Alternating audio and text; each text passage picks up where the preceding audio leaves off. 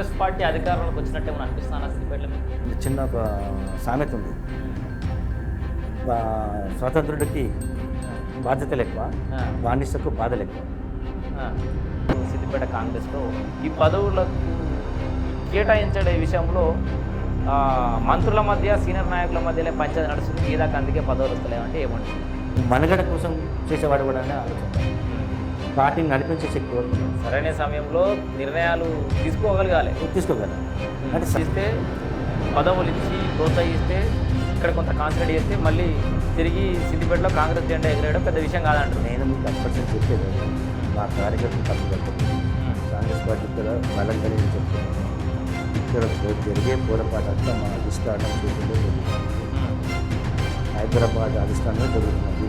వాళ్ళు సరిగా దృష్టి పెట్టట్లేదు. ఇప్పుడు కాదు 18 సార్లు లేనప్పటి కూడా ఇప్పటి వరకు 40 ఏళ్ళ కంటే సరిగా దృష్టి పెట్టడం లేదు, ఇక్కడ పని చేయడం లేదు అధిష్టానం. ఓకే, వైడి న్యూస్ ప్రేక్షకులందరికీ నమస్కారం. నేను మీ రమేష్ పోతరాజు. సో మనతో పాటు ఒక స్పెషల్ గెస్ట్ ఉన్నాడు. సిద్దిపేట కాంగ్రెస్ పార్టీకి తరగని చెరగని ఆస్తి, కేసీఆర్ సమకాలీకుడు, మైసబ్రహ్మయ్య వారసుడు మనతో పాటు ఉన్నాడు. చొప్పదండి చంద్రశేఖర్ గారు. సో కాంగ్రెస్ పార్టీ సీనియర్ నాయకులు చొప్పదండి చంద్రశేఖర్ గారిని మాట్లాడించే ప్రయత్నం చేద్దాం. అన్న నమస్తే. అన్న, మా ఎదురుగా మీరు కూర్చున్నారంటేనే నాకు అంటే చాలా ప్రశ్నలు అడగాలి అన్నతోటి. అసలు సిద్దిపేట రాజకీయాల గురించి అడగాలి, రాష్ట్ర రాజకీయాల గురించి అడగాలి, ఎందుకంటే చాలా ఎక్స్పీరియన్స్ ఉంది మీకు. సో ఇప్పుడు 78లోనా అన్న మీరు పోలింగ్ బూత్లో కూర్చున్నారు? ఎప్పుడు 78లో 78 నుంచి పోలింగ్ బూత్లో కూర్చున్నటువంటి ఎక్స్పీరియన్స్ అప్పటి నుంచి కూడా, అప్పటి రాజకీయాల గురించి కూడా తెలుసు. అండ్ స్పెషల్గా అన్న దగ్గర ఉన్న ఇంకో స్పెషాలిటీ ఏంటంటే ఇప్పుడు రాష్ట్ర మాజీ ముఖ్యమంత్రి కేసీఆర్ తెలుసు కదా, కేసీఆర్తో పాటుగా రాజకీయాలు చేసినటువంటి వ్యక్తి. సో కేసీఆర్ గురించి కూడా చాలా విషయాలు కనుక్కునే ప్రయత్నం చేద్దాం. సిద్దిపేట రాజకీయాల గురించి కూడా అడుగుదాం. అన్న చెప్పండి అన్న, అంటే రాజకీయాల్లోకి ఎప్పుడు వచ్చిర్రు మీరు, ఎట్లా వచ్చిర్రు, మీ బ్యాక్గ్రౌండ్ ఏంది? 76లోనే ఇంటర్మీడియట్. 1976. ఓకే. అప్పుడే నేను కాలేజీ ఇంటర్మీడియట్లోనే అడిషనల్ జాయింట్ సెక్రటరీగా పోటీ చేశాను. ఇంటర్మీడియట్లోనే అడిషనల్ జాయింట్ సెక్రటరీగా కాలేజీలో పోటీ చేశాను. ఓకే. అయితే అప్పటి నుంచే రాజకీయం, స్టూడెంట్ రాజకీయం నుంచి మొదలైన విద్యార్థి దేశం నుంచే సులువు రాజకీయం అది బ్లడ్లోనే ఉన్నది కదా. అంతకు పూర్వం పోతే 1967లో మా చిన్నాయన చైర్మన్, రాజమల్లయ్య అని, సిద్దిపేట మున్సిపల్ చైర్మన్. సో మీ చిన్నాయన మున్సిపల్ చైర్మన్ చేసిండు ఆల్రెడీ 1967 నుంచి 72 వరకు. అప్పుడే రాజకీయంగా మా కుటుంబం వెల్ నోన్ సిద్దిపేటలో. ఇంకా అంత ముందు పోతే మైసబ్రహ్మయ్య అని మా తాత చుట్టూ 500 గ్రామాలలో వెల్ నోన్. అవునవును. ఆ తర్వాత వస్తే 72లో కూడా మా చిన్న ఎమ్మెల్యేగా పోటీ చేశాడు. ఓకే. అప్పుడు ఇండిపెండెంట్గా పోటీ చేశాడు, చేయగుర్తి. ఆ తర్వాత కాలంలో వస్తే 76లో ఇంటర్మీడియట్. ఓకే. అయితే 73 కంటే ముందుగా మీకు వచ్చిన విషయం చెప్పాలి. చెప్పండి. 76 కంటే ముందుగా 73లో మేము ఎన్టీఆర్ అభిమాన సంఘం అని పెట్టాము. 73లో నేను ఎన్టీ రామారావు అభిమానుల సంఘం. ఓకే. అప్పుడు నేను 10th లో ఉన్నా. అయితే ఎన్టీ రామారావు గారు అప్పుడు నీటిపారుదల శాఖ మంత్రి ఎవరు నాకు కొంచెం గుర్తులేదు. అతను ఎన్టీ రామారావు ఇద్దరు కలిసి సిద్దిపేటకు వచ్చి పాత వెంకటేశ్వర గుడి సింహద్వారం ఓపెనింగ్కి వచ్చారు. అప్పుడే మా అభిమాన సంఘాన్ని కూడా ఎన్టీ రామారావు రిబ్బన్ కట్ చేశారు 73లో, 1973లో. ఆ తర్వాత కాలంలో నేను ఇంటర్మీడియట్కి వచ్చాను. ఓకే. ఇంటర్మీడియట్ కంటే నేను వచ్చేదానికంటే ముందుగానే భారతదేశంలో ఎమర్జెన్సీ నడుస్తుంది 75లో ఎమర్జెన్సీ. ఆ కాలంలో మేము ఇంటర్మీడియట్లో అడ్మిట్ అయినాం. తర్వాత ఇంటర్మీడియట్లో నేను అడిషనల్ జాయింట్ సెక్రటరీ పోటీ చేశాను. తర్వాత డిగ్రీ సెకండ్ ఇయర్లో నేను Siddipet college general secretary. Okay. అప్పుడు మన సిద్దిపేటలో గ్రేట్ మా గురువు గారు అయినటువంటి మదన్ మోహన్ గారు అప్పుడు వైద్య శాఖ ఆరోగ్య మంత్రులు. అయితే మా ఇనాగ్రల్ ఫంక్షన్కి రావాలి అని సార్ని రిక్వెస్ట్ చేయకపోతే, అరే మీ ఇనాగ్రల్ ఫంక్షన్ రోజు సిద్దిపేటలో కేసీ అబ్రం గవర్నర్ ఉండే మనకు అప్పుడు ఉమ్మడి ఆంధ్రప్రదేశ్కు. సిద్దిపేటకు వస్తుండే కదా, మరి మీ దగ్గరికి రమ్మంటారా, పిలుస్తారా అంటే, ఇంకా గొప్ప భాగ్యం మాకు, అంతకంటే ఇంకా లేదా అంటే సార్ ఇమ్మీడియట్ అరేంజ్ చేసి ఎక్కడ ఉమ్మడి ఆంధ్రప్రదేశ్లో ఎక్కడ జరిగినటువంటి విద్యార్థి విభాగం ఇనాగ్రల్ ఫంక్షన్ కేసీ అబ్రం గారు వచ్చారు 79లో ఇనాగ్రల్ ఫంక్షన్కి వచ్చారు. ఆ తర్వాత కాలంలో మేము బయటకు వస్తూనే ఎన్టీ రామారావు గారు తెలుగుదేశం పార్టీ పెట్టాడు. ఓకే. మేము ఎన్టీఆర్ అభిమానులుగా తెలుగుదేశం పార్టీలో జాయిన్ అయిపోయింది. ఓకే. మేము పోయినాక చాన్నాళ్లకు ఉమ్, అంటే ఎన్టీ రామారావు మార్చ్ ఏప్రిల్లో మే ఆయన బర్త్డే నాడే అంతకంటే కొద్దిగా ముందు పార్టీ డిక్లేర్ చేసి ఉమ్, మే 28 నాడు ఉమ్, నిజాం కాలేజ్ గ్రౌండ్స్లో ఫస్ట్ మహానాడు సభ పెట్టాడు. ఓకే. అప్పుడు దానికి అటెండ్ ప్రతి మహానాడు సభకు అటెండ్ అవుతూ వచ్చినాం. తర్వాత ఎలక్షన్ డిక్లేర్ అయిన తర్వాత కేసీఆర్ తెలుగు సెలవుకి వచ్చాడు. సో కేసీఆర్ టీడీపీలోకి వచ్చిండు అప్పుడు. టీడీపీలోకి వచ్చాడు సార్, ఉమ్, టీడీపీలోకి వచ్చాడు. ఓకే. అంతవరకు లేడు, ఎలక్షన్ డిక్లేర్ అయిన తర్వాత వచ్చాడు. సిద్దిపేట రాజకీయాలు మాట్లాడదాం, తర్వాత రాష్ట్ర రాజకీయాలు కూడా మాట్లాడదాం అన్న. చంద్రశేఖర్ అన్న, సో మిమ్మల్ని ఇప్పుడు అధికార పార్టీ నాయకులనన్నా, సిద్దిపేటలో ప్రతిపక్ష పార్టీ నాయకులనన్నా, సడీ సప్పుడు లేని నాయకులనన్నా ఏమన్నా అర్థమవుతుంది నాకైతే. నిజంగా కాంగ్రెస్ పార్టీ అధికారంలోకి వచ్చినట్టు ఏమైనా అనిపిస్తుందా సిద్దిపేటలో మీకు? సిద్దిపేటలో కాంగ్రెస్ పార్టీ అధికారంలోకి వచ్చినట్టు నాకే కాదు ఎవరు కూడా అనపడలేదు. ఎందుకంటే నేను 12 సంవత్సరాలు టీడీపీలో పనిచేసినాను. ఆ తర్వాత 94లో కాంగ్రెస్లోకి వచ్చిన. నేను కాంగ్రెస్లోకి ఎప్పుడైతే వచ్చినా అప్పటి నుండి ఇప్పటి వరకు కూడా కాంగ్రెస్ పార్టీ సిద్దిపేటలో అధికారంలో లేదు. అయితే ఇక్కడ జరుగుతున్న పొరపాటు ఏంటంటే ప్రాంతీయ పార్టీలలో అక్కడ ఉండే ఆ పార్టీ అధ్యక్షుడు కానీ ముఖ్యమంత్రి కానీ వాళ్ళే బాస్. ఓకే. కానీ సిద్దిపేట కాంగ్రెస్ అది ప్రాంతీయ పార్టీలలో, అదే కాంగ్రెస్ పార్టీ విషయానికి వస్తే అందరు స్వతంత్రులే. మనకు ఒక చిన్న ఒక సామెత ఉంది, స్వతంత్రుడికి బాధ్యతలు ఎక్కువ, బానిసకు బాధలు ఎక్కువ. అయితే ఈ బానిస బతుకులు అనేది ప్రాంతీయ పార్టీలో ఉంటుంది. ఓకే. కాంగ్రెస్ పార్టీలో స్వతంత్రం ఎక్కువ ఉంటుంది. అయితే కొన్ని మాళ్ళు సిద్దిపేట ఏమంటారంటే సిద్దిపేటలో కార్యకర్తలు వేరే కొన్ని పార్టీలతోని లింక్ అయి ఉన్నారు, వాళ్ళు ఇచ్చే డబ్బులు తీసుకుంటున్నారు, అది ఇదని. నేను అట్లా వాళ్ళని ఎప్పుడు నేను ఖండిస్తున్నాను. నిజానికి మా కాంగ్రెస్ పార్టీ వాళ్ళు ఎంత తెలివైన వాళ్ళు అంటే ప్రతి ఒక్కడు కార్యకర్తనే, ప్రతి ఒక్కడు తెలివైన లీడరే. ఎందుకంటే గత 40 సంవత్సరాల 41 సంవత్సరాల నుంచి కాంగ్రెస్ పార్టీ సిద్దిపేటలో లేకుండా కూడా వాళ్ళు ఈడ్చుకుంటూ ఇప్పటివరకు వస్తూనే ఉన్నారు. వాళ్ళు కొత్త వాళ్ళు వస్తుంటారు, పాత వాళ్ళు పోతున్నారు. మళ్ళీ ఏమైనా దూసుకుందామని వస్తున్నారా, లేకుంటే కట్టలు కట్టుకుందామని వస్తున్నారా? అంటే కాంగ్రెస్ పార్టీలో స్వేచ్ఛ అనేది బాగుంటుంది. అందుకే కొంతమంది స్వేచ్ఛ ఉండడం వల్ల వాళ్ళకు మాట్లాడే వాక్ స్వతంత్రం కూడా ఉంటుంది. అది ఇతర ప్రాంతీయ పార్టీలలో ఉండదు, మిగతా పార్టీలో లేదు. అంటే మీ దాంట్లో మీరు విమర్శించుకున్నా, ఎన్ని కుమ్ములాటలు ఉన్నా, ఎట్లాంటి పరిస్థితులు ఉన్నా మీరు మీ కార్యకర్తలు వెనకేసుకు వస్తారన్న? ఏర్కొచ్చేది కాదు, వాస్తవం. ఇప్పుడు నేను ఎందుకు వేసుకొస్తాను, అది వాస్తవం కాబట్టి మీకు చెప్తున్నా. అంటే ఎట్లాంటి పరిస్థితుల్లో అయినా కూడా తట్టుకొని నిలబడ్డారు అంటారు. నిలబడ్డారు. ఇంకోటి మంచి తెలివైన పనులు, ఏ టైంలో ఏం చేయాలి, ఏ టైంలో ఏం చేయాలని బాగా తెలుసు. కొంతమంది లాలుచు పడ్డ మాట వాస్తవం కావచ్చు అంటున్నా, అది నేను కలర్ చూడలేదు. దానికి కారణం కూడా కాంగ్రెస్ పార్టీ. ఎందుకంటే చిన్న ఉదాహరణ చెప్తా, 2004లో కాంగ్రెస్ పార్టీ టీఆర్ఎస్ పార్టీతో పొత్తు పెట్టుకున్నది. అప్పుడు హరీష్ రావు ఇక్కడికి వచ్చాడు. హరీష్ రావు ఎలక్షన్ కాకముందే మంత్రి అయ్యిండు. 6 నెలల ముందే మంత్రి అయ్యాడు. 6 నెలలు సిద్దిపేటలో దొక్కితే కళ్ళం దొక్కినాడు, దొక్కితే సిద్దిపేట కాన్స్టిట్యూన్సీ తిరిగిపోతే గెలవకుండా ఊరుకుంటారు? ఎవరు? నేను అదే మాదిరిగా మళ్ళీ వాళ్ళు అవసరం కొద్దీ ఒక 3-4 సార్లు రిజైన్ చేశారు ఉద్యమం కోసం. చేసినప్పుడు నేను కాంగ్రెస్ పార్టీ మా గాంధీ భవన్లో మీటింగ్ పెడితే, మా ఇంపార్టెంట్ కార్యకర్తల మీటింగ్ పెడితే నేను చెప్పాను, ఈరోజు సిద్దిపేటకు హరీష్ రావు గారు ఎమ్మెల్యే కాదు, మంత్రిగా మా దగ్గరికి వచ్చాడు. 6 నెలల ముందు వచ్చాను. ఇప్పుడు టీఆర్ఎస్ పార్టీ వాళ్ళు మనకు పొత్తు పక్కా జరిగి వాళ్ళు రిజైన్ చేసి మళ్ళీ ఎలక్షన్లకు వస్తున్నారు. మాలో ఒకరికి ఎవరికైనా ఎమ్మెల్యే మంత్రి పదవి వేయండి, వానికి ఫండ్స్ ఇచ్చి పంపండి, 6 నెలలు కాన్స్టిట్యూన్సీ తిరిగినాక గెలవడవాడు. అట్లా చెప్తే కూడా వినిపించుకోలేదు. సిద్దిపేట అనగానే కేసీఆర్, ఆయన ఉన్న రోజులు కేసీఆర్, కొన్నాళ్ళు పోగానే హరీష్ రావు. సిద్దిపేట హరీష్ రావు, కేసీఆర్. సో కేసీఆర్ అదేదో వాళ్ళే సొంత ఆస్తి వాళ్ళకే రాసిచ్చినట్టు చెప్తారు అన్ని జాతీయ పార్టీల పరిస్థితి అట్లా అయిపోయింది. అవును. అంతేకాకుండా కూడా మా అధిష్టానంలో ఉన్న దరిద్రం ఏంటంటే సిద్దిపేట అనగానే హరీష్ రావు మనుషులు, కేసీఆర్ మనుషులు అనే ఒక అపోహ. మీరు కాంగ్రెస్ పార్టీలో ఉన్నా కూడా వాని మనుషులే అని ఒక చెడ్డ భావన వల్ల బాగున్నది. ఈ చెడ్డ భావన వాళ్ళు తొలగించుకొని మీరు మనస్ఫూర్తిగా కాంగ్రెస్ హైకమాండ్ ఇటు రాష్ట్రంలో కానీ దేశంలో కానీ సిద్దిపేట మీద ప్రత్యేకించి దృష్టి పెట్టాలి. ఇక్కడ కార్యకర్త చేసిన పొరపాటు కాదు, మా అధిష్టానం చేసిన పొరపాటు. కార్యకర్తను సరిగా ఉపయోగించుకోలేదు, సరైన మార్గంలో పెట్టలేదు. పెట్టకపోవడానికి కారణం అధిష్టానమే. ఓకే. ఒక కొత్త వర్షన్ వినబడుతుంది నిజంగా. అన్న ఇప్పుడు మీరు మాట్లాడేంత వరకు కూడా నా థాట్ ప్రాసెస్ కూడా చాలా డిఫరెంట్‌గా ఉండే.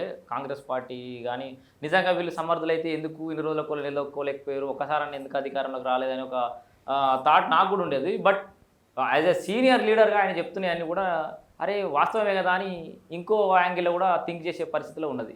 ఏందంటే కేసీఆర్ వదిలిపెట్టి పోగానే అప్పుడు స్పేస్ ఉండే అప్పుడు సిద్దిపేటలో. కానీ హరీష్ రావుకి మంత్రి పదవి ఇచ్చి ఇక్కడ తిరుగుమని మళ్ళీ అప్పుడు అక్కడ సెటిల్ కావడానికి కూడా అప్పుడు ఆజ్యం పోసారు. అదే స్థాయిలో సిద్దిపేట కాంగ్రెస్ కార్యకర్తలకు కూడా ఫ్రీడమ్ ఇచ్చి వాళ్ళకు మంత్రి పదవి ఇచ్చి నిలదొక్కునేదానికి కావాల్సిన అన్ని వనరులు సమకూర్చుంటే కనుక కాంగ్రెస్ పార్టీ కూడా ఇవాళ మంచి స్థితిలో ఉండేది అని చెప్పి 100% గెలిచేది. ఇంకొక విషయం ఇంకా పొరపాటు అలసన ఏం చేసింది అంటే 2004లో పొత్తు పెట్టుకున్నారు. సరే వాళ్ళు వెళ్ళిపోయినరు. వెళ్ళిపోయిన తర్వాత కూడా 2009లో మీరు ఎవరు టికెట్ ఇవ్వాలండి? మా అధిష్టానం ఎవరు టికెట్ ఇవ్వాలి? లోకల్ ఉన్నవాని టికెట్ ఇవ్వాలి. లోకల్ ఉన్నవాని ఇది చేయాలి. మీరు ఎక్కడి చెలో వచ్చినటువంటి బైరంజయ్యకు ఆయన డిఎస్పీగా రిజైన్ చేసి రాగానే మీరు టికెట్ ఇచ్చారు. ఆయన నాకే తెలియదు. సిద్దిపేటలో నేను ఇప్పటికే 40 ఏళ్ళ పైన నా రాజకీయ ప్రస్థానంలో ఆయన వచ్చేంతవరకు నాకు తెలియదు. ఆయన బైరంజగా నాకు తెలియదు. మా అన్న క్లాస్మేట్ అంటగా నేను విన్నా, కానీ ఆయన అప్పుడు నేను చూడలేదు. అంటే ఆయన తెలిసి తోడు చేయాలి. సపోర్ట్ ఎందుకు చేయాలి అంటే మీరు ఎవరో రికమెండేషన్ వానికి ఇచ్చేసి మా మీద రుద్ది చేయండి అంటే ప్రజలకు కూడా తెలియని వ్యక్తి ఎందుకు వేసారండి ఓట్లు ప్రజలు? ఇక్కడ లోకల్ ఉన్నట్టు ఇవ్వండి, ఒకసారి ఓడిపోయిన పర్లేదు మరోసారి ఇవ్వండి. మీరు పార్టీ లైన్ దాటి బాగా విమర్శిస్తున్నట్టున్నారు. పార్టీని విమర్శిస్తలేను, పార్టీ చేసే తప్పులను ఎత్తి చూపుతున్నా. ఒకవేళ ఎత్తి చూపే సాధారణ కార్యకర్తగా మీ బాధను ఆవేదన ఒకవేళ ఈ పొరపాటాన్ని కరెక్ట్ అనుకుంటే మీరు సరిదిద్దుకోండి. ఆ పైన తర్వాత వచ్చిందా? తర్వాత 2018లో మళ్ళొకసారి థర్డ్ వర్షన్కి ఇచ్చారు. రైట్, లోకల్ క్యాండిడేట్ అయిన కార్యకర్త ఓకే రైట్, 2 సార్లు ఓడిపోయినా పర్వాలే మా కార్యకర్తకి ఇచ్చారు. మళ్ళీ తర్వాత 2018లో ఏం చేశారు? కోదండరాంతో టీజేస్తో పొత్తు పెట్టుకొని మళ్ళీ వేరే ఒకరు పంపారు. మీరు అంటే మీరు ఎన్నిసార్లు ఇష్టం ఉన్నట్టే ఆట ఆడుతుంటారు, లోకల్ పట్టించుకోరు. లోకల్ వెళ్ళమంటే మీరు ఇన్ఫార్మర్ అంటారు. మీరు ఇష్టమా? సో స్థానిక నాయకత్వాన్ని ఎంకరేజ్ చేయలేదు, స్థానికంగా ఒక లీడర్ తయారు చేయలేదు. ఇది వాస్తవం అయితే దీంతో నేను కూడా అంకరిస్తున్నా అన్న యొక్క వాదనతోటి. నిజంగానే ఏ జాతీయ పార్టీ కాంగ్రెసే కానీ భారతీయ జనతా పార్టీ కానీ వాటెవర్ ఏ పార్టీ కానీ స్థానిక నాయకత్వాన్ని ఎంకరేజ్ చేస్తే ఒకసారి ఓడిపోయినా, ఓసారి గెలిచినా, ఓసారి ఓడిపోయినా లోకల్స్ని మీరు ఎంకరేజ్ చేసి ఉంటే ఇక్కడ స్థానికంగా ఉండేటోళ్ళు. నిజంగానే సిద్దిపేట టూరిజం స్పాట్ అయిపోయింది. అది కొమర్చెరువు టూరిజం స్పాట్ లాగానే పొలిటికల్ టూరిజం అన్నట్టు సిద్దిపేటకి. ఒక్కొక్కసారి ఒక్కో నాయకుడు వస్తుంటాడు పోతుంటాడు, ఎవరు ఇక్కడ స్థిరంగా ఉంటున్న పరిస్థితి లేదు. ఇంకోటి అది కాదండి, మీరు కాంగ్రెస్ 10 సంవత్సరాలు కంటిన్యూగా అధికారం ఉన్నప్పుడు మీరు ఎంతో మందికి ఎమ్మెల్సీలు ఇచ్చారు, ఎంతమందికి కార్పొరేషన్ చైర్మన్లు ఇచ్చారు, ఇంకా వేరే ఇతర పదవులు ఇచ్చారు. సిద్దిపేట ఒక్కరికి ఇచ్చారండి? ఇచ్చి మీరు ఎందుకు డెవలప్ చేయొద్దు?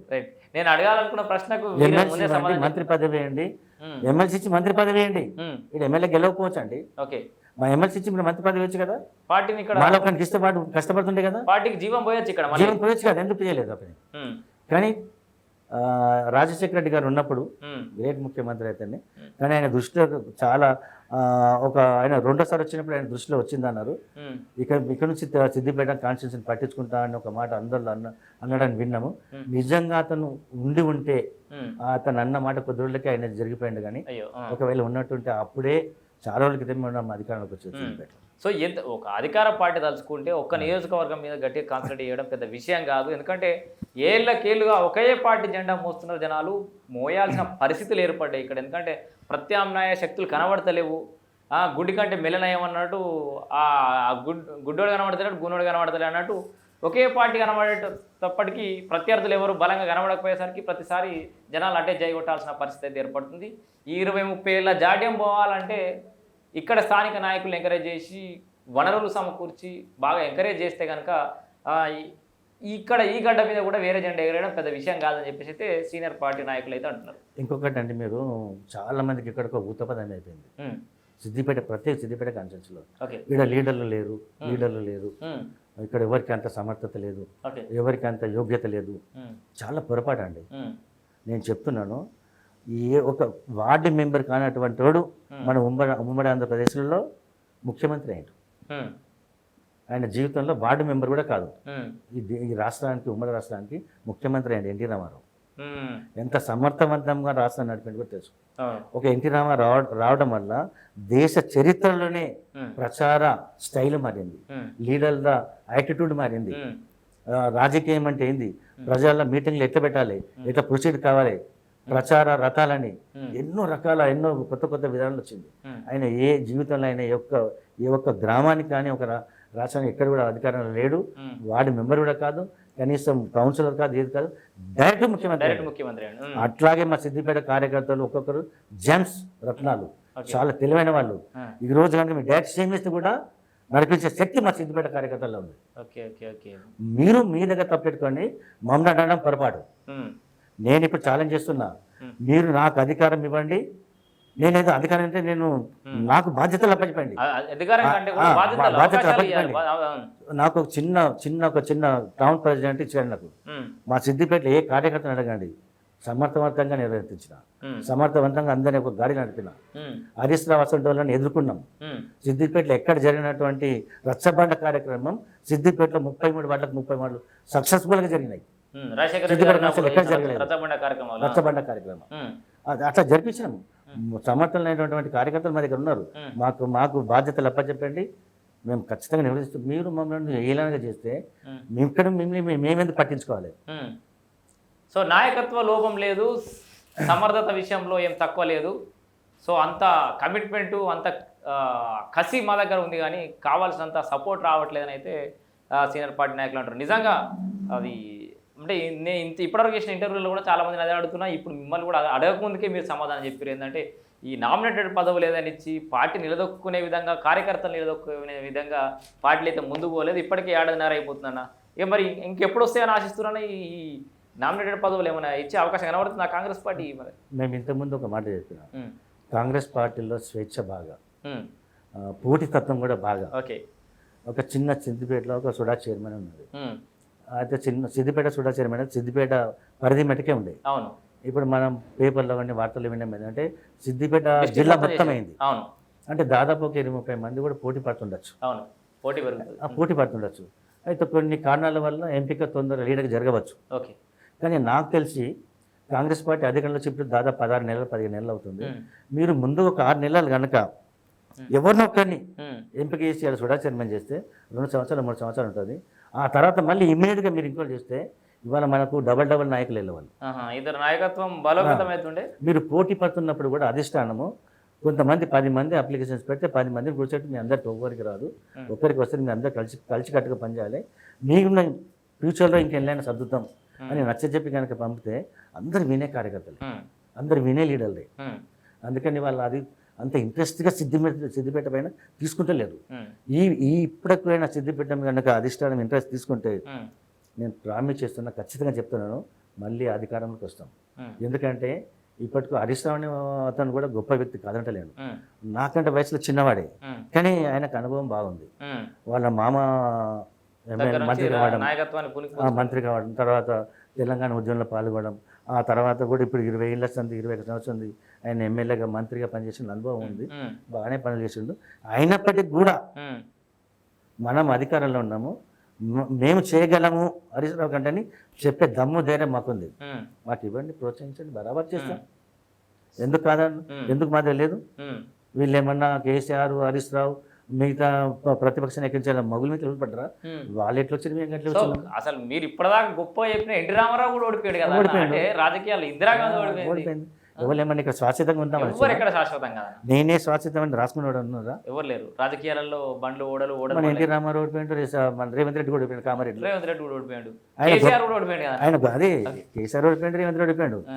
ఇప్పుడు అక్కడ ఎమ్మెల్యే అభ్యర్థి నేను ఇద్దరు ముఖ్యమంత్రి కొట్టిన. కానీ అంటే నేను నిజంగా వేరే కాంట్రవర్సీకి పోదాం అనుకున్నా, అసలు నా వర్షన్ మొత్తం మార్చేసారన్న. వాస్తవం నేనేమనుకున్నా అంటే నిజంగా కాంగ్రెస్ పార్టీలో అంతర్గత కుమ్ములాటలు ఉన్నాయి, మీకు ఏదో జరుగుతుంది, దాన్ని ఏదో కాంట్రవర్సీ చేద్దామని నేను అనుకున్నా. కానీ మీరు సిద్దిపేట కాంగ్రెస్ను నిజంగా మీరు డిఫెండ్ చేసినట్టుగా ఇప్పటిదాకా ఏ రాజకీయ నాయకుడు, మీ పార్టీ నాయకులు కూడా ఎవరు డిఫెండ్ చేయాలి. ఇది వాస్తవం. కెమెరా కాడికి రాగానే మా పార్టీలో నిజంగానే ఉన్నాయి, అది ఉన్నాయి, ఇది ఉన్నాయని ఏదో రకంగా ఏదో బయటకు ఒక రకంగా లోపల ఒక రకంగా ఉండేటోళ్ళు. కానీ మీరు డిఫెండ్ చేస్తారు సిద్దిపేట కాంగ్రెస్ పార్టీని, మేము అందరం బలంగానే ఉన్నాం, అధిష్టానాన్ని ఖరారు చేస్తారు. మీరంతా మీ కాంగ్రెస్ పార్టీ మొత్తం ఒక దగ్గర చేస్తారు. మీరు వాస్తవం కూడా అంటే నేను చెప్పడం కాదు రమేష్, నేను ఒక మినిమం ఒక 6-7 సంవత్సరాలతో నేను చూస్తున్నాను. అప్పటికి ఇప్పటికి నీలో చాలా మార్పు కూడా వచ్చింది. ఈ మార్పుతో పాటు నువ్వు కూడా సిద్దిపేట కాంగ్రెస్ పార్టీ కార్యకర్తలు గమనిస్తుండాలి. అన్ని పార్టీ కార్యకర్తలు గమనిస్తుంటారు. ఎక్కడన్నా మా వాళ్ళు రాజీ పడ్డారా? ఎక్కడన్నా మా వాళ్ళు దిగజారిందా? ఈ మధ్యలో కొంత మెరుగయ్యారన్న. కొన్ని మైనర్ అవి కూడా ఎందుకు జరుగుతున్నాయంటే 42 ఏళ్ళ సంది ఏం అధికారం లేకపోతే కొంతమంది లాలూచి పడవచ్చాను నేను, కొంతమంది మాత్రం అందరు కాదు. ఎట్లాంటి పార్టీలైనా కొంతమంది ఉంటారు. అదేంటంటే పెద్ద పెద్ద నాయకులే లాలూచి పడుతున్నారు. ఈ కార్యకర్త అనేది వాని పొట్ట తిప్పల కోసం కావచ్చు, నువ్వు లేకపోవడం. ఈ విషయంలో కూడా మీరు మీ కార్యకర్తలు వెనకేసుకొస్తారన్న? వెనకేసొచ్చు కాదు, వాస్తవాలు చెప్తానండి. ఓకే, వాస్తవాలు ఏంటి వెనకొచ్చాను.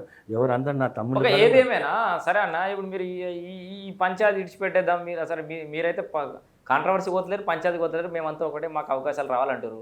సో ఈ లోపల స్థానిక సంస్థలు కూడా తరుముకు వస్తున్నాయి, మళ్ళీ ఇంకో 2 నెలల స్థానిక సంస్థలు కూడా ఉంటున్నాయి. Okay, right. ఇంకోటి ఏంటంటే ప్రజలు కేసీఆర్ మీద విరక్తి చెంది మాయమాటలు చెప్పి అరిచేతుల వైకుంఠం మోచేతికి బెల్లం పెడితే ఎవరికి అందరూ ఉండలేరు. ఆ పద్ధతి చేసిండు. ఇంతకుముందు మనం మాట్లాడుకున్నాం, మనకు తెలంగాణ వచ్చి కేసీఆర్ చేతిలో రాష్ట్రం పోయినప్పుడు మిగులు బడ్జెట్. అయితే ఇక్కడ ఏంటంటే అప్పు చేసి పప్పుకూడు. ఓకే, కేసీఆర్ మొత్తం అంతా అప్పు చేసి జనాలకు ఇస్తూ పోయిండు, అది చేసిన ఇది చేసిన అందరికి పుణ్యానికి ఇస్తూ పోయిండు, అలవాటు చేసిండు బాగా. రైతు బంధు కానీ, వృద్ధాప్య పెన్షన్లు కానీ, అది కానీ అన్నీ అలవాటు చేసిండు. పోనీ ఈ రాష్ట్రంలో సంపద సృష్టించలే, ఇక్కడ వచ్చిన సంపద కాదు, అప్పు తెచ్చిండు పెట్టిండు. జనాలకు ఏమైందంటే కేసీఆర్ అప్పు చేసిండో, ఆయన దొంగతనం చేసిండో, అప్పు తెచ్చి పెట్టిండు పై మాకు. కానీ కాంగ్రెస్ వాళ్ళు పెట్టలేరు. కానీ కాంగ్రెస్ పార్టీ అప్పు తెచ్చి పేదలను మరీ పేదలు చేయాలనుకుంటలేదు, పేదలను ధనవంతులు చేయాలనుకుంటుంది, పేదలకు జీవన విధానం చూపించాలనుకుంటుంది, వాళ్ళ కళ్ళ మీద వాళ్ళు నిలబడాలని చూపిస్తుంది. ఇప్పుడే కాదు, కాంగ్రెస్ ఉన్నప్పుడే దేశంలో కూడా ఎక్కడైనా ప్రజలు వాళ్ళంతా వాళ్ళు కష్టపడి నేర్చుకోవాలి. ఊరికే పుణ్యానికి పెడితే తిండి కూర్చుంటే అలవాటు అవుతుంది, అట్లాంటి అలవాటు చేయదు. ఒకసారి మనం ఒక మాట, వాజ్పేయి చాలా ఏళ్ళ కింద ఒక మాట అన్నాడు, మనం పుణ్యానికి అంటే ఉచితంగా ఇవ్వాల్సినది విద్యా వైద్యం. మనిషికి ఇవాళ ఒక వ్యక్తి బాగా బిచ్చం ఎత్తుకుంటే ఆకలిగా ఉన్నాడు, వానికి ఒక పూట 2 పూటలు మనం బిర్యానీ తినిపించచ్చు, 3వ పూట కూడా తినిపించాలి. వానికి అదే కాకుండా జీవనోపాధి కల్పిస్తే వాడు బిచ్చం ఎత్తుకోవాలి, గింజలు పండించుకునే నైపుణ్యం కలిగించాలి. ఇవాళ రైతులకు నీళ్లు అందించాలి, విద్యార్థులకు ఉద్యోగ అవకాశాలు కల్పించాలి, ఫ్యాక్టరీలు కల్పించాలి. ఇట్లా కల్పించినప్పుడు మాత్రమే ప్రజల జీవన విధానం మెరుగుపడుతుంది. సో మీరు ఇట్లా విమర్శించుకుంటా బీఆర్ఎస్ పార్టీ కేసీఆర్ వైఫల్యాలు, కేసీఆర్ అరచేతుల వైకుంఠం పెట్టిండు, మోచేతికి బెల్లం పెట్టిండు అని మీరు చెప్పే లోపల కాంగ్రెస్ పార్టీ మీద కూడా అంతే వ్యతిరేకత వచ్చింది అని అంటారు. దాన్ని రాలేదు. ఎందుకంటే అదే మీకు చెప్దాం అనుకుంటున్నాను. ఈ 7 లక్షల అప్పు తెచ్చిపెట్టిండ్రు. మా వాళ్ళు కూడా ఒక 6 గ్యారెంటీలు ఇచ్చిండ్రు. వాటిని అమలు పరచామని ఖచ్చితంగా అమలు పరుస్తారు. నా ఉద్దేశం అది వెనక పోయే సమస్య లేదు. ఎందుకంటే రేవంత్ రెడ్డి సమర్థవంతుడు, మంచి నాయకత్వం అనే వ్యక్తుడు. ఆయన చిన్ననాటి నుంచి అంటే నేను గమనిస్తున్నప్పటికీ, నేను ఎప్పుడైతే ఆయన ఎమ్మెల్యే అయిందో అప్పటి గమనిస్తున్నా, మంచి మాటకారి, పట్టుదల ఉన్న మనిషి. అందుకే చిన్న వయసులో ముఖ్యమంత్రి అయింది. ప్రజలు కూడా ఆయన నమ్మి ఓటేసారు. అయితే ఎక్కడైతే ఈయన అధికారంలో పోగానే అక్కడ ఉత్తకుండానే ఉన్నది, ఖాళీ పెట్టే ఉన్నది. ఏం చేయాలి? మళ్ళీ కేసీఆర్ మాదిరిగా ఈయన కూడా ఓ 10 లక్షల కోట్లు అప్పు తెస్తే ఈ అప్పు ఎవరు కట్టాలి? మనమే కదా. సో ఇప్పుడు మీరు కార్యకర్తలు అట్లా చెప్తున్నారు, రాష్ట్ర ముఖ్యమంత్రి కూడా అదే చెప్తున్నాడు, రాష్ట్రంలో ఇంత అప్పు ఉంది, మనకు 20,000 కోట్లు అవుతుంది, ప్రతి నెల 18,000 కోట్లు కూడా దాడతలు ఆమ్దాని అప్పులు కలిపి. సో రాష్ట్ర ఆర్థిక పరిస్థితులు ఉంది, రాష్ట్రం దివాలా తీసింది అని ఏదో ప్రజల ముందట లెక్కల నుంచే పరిస్థితి చెప్పుకుంటా అంటే చెప్తున్నది రాష్ట్ర ముఖ్యమంత్రి రేవంత్ రెడ్డి చెప్తలేరు.